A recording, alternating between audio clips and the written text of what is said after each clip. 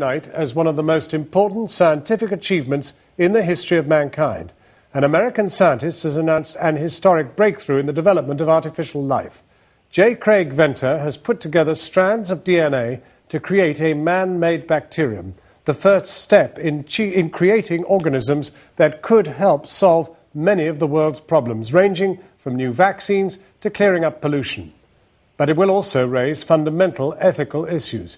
One leading bioethicist tonight claimed the achievement would seem to extinguish the argument that life requires a special force or power to exist. Our science correspondent Julian Rush has this report. You're looking at the world's first ever man-made living organism. This bacterium may be one of the simplest organisms on Earth, but it only exists because it was assembled and sparked into life in the laboratory. It lives here at the Maryland Institute, owned by the controversial, wealthy genetic scientist and entrepreneur Craig Venter.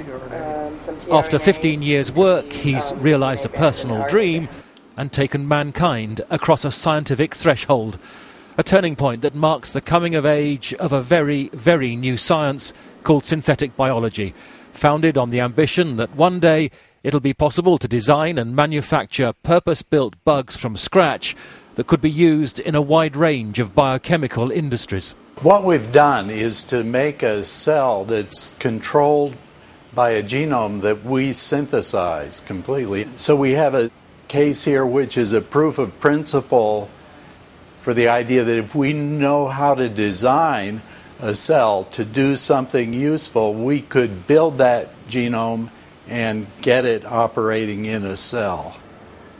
Everyone knows DNA is the code of life.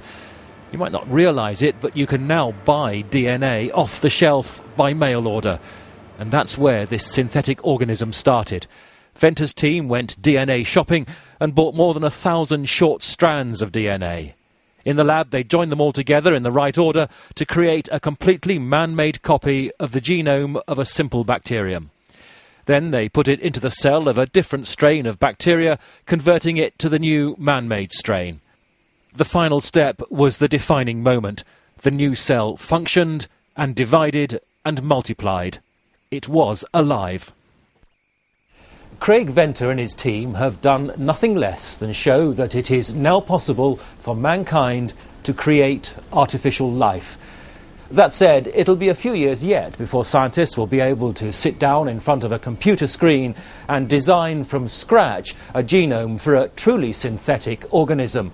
And that's because although we can map where hundreds of genes are, our understanding of what they all do is still very limited.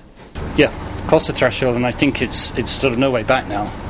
And so I think the way forward is exciting, and you know, it's going to take quite a bit of time to really start maturing the technology so that it becomes, routine, that it becomes, that someone can sit at a computer and design a genome. I mean, that is quite far away, but it shows that maybe it's possible.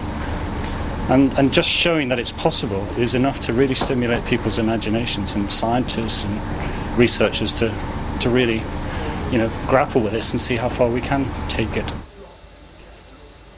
Craig Venter has huge ambitions, or hubris.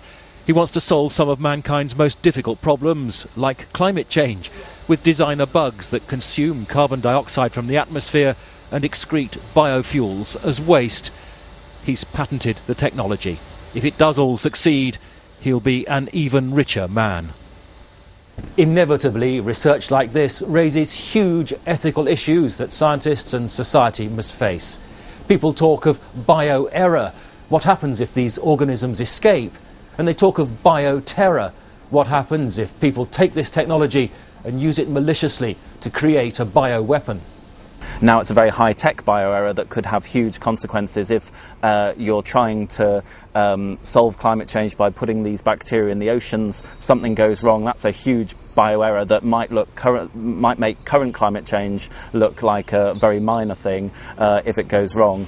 Bioterror is getting into the wrong hands, and there are many laboratories just on the edge of what Craig Venter is doing in countries whose governments we may feel quite worried by, and that is the terror possibility.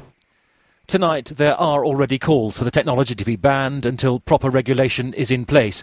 For right now, there's none. But it is being thought about. A committee met at the Royal Society today to consider focus group surveys on the regulation of synthetic biology.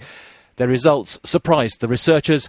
Apparently, we aren't frightened by it, but we do want it properly controlled. Julian Rush. So I've been speaking to the man who headed up the research, J. Craig Venter. I began by asking him whether this would be viewed as one of the most significant developments in the history of biology.